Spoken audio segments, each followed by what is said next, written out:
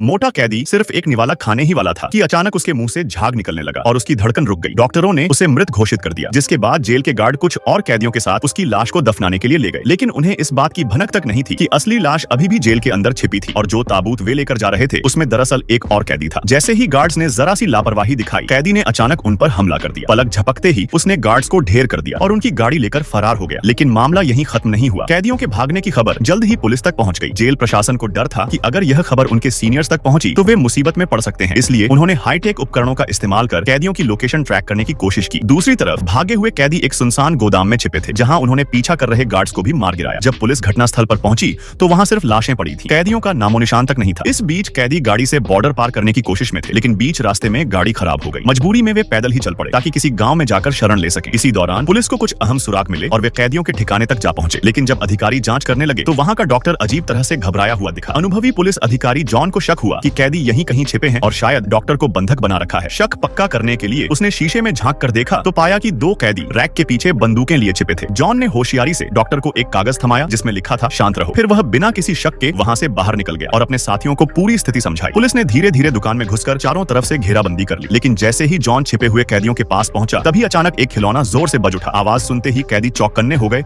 और फौरन गोलीबारी शुरू कर दी।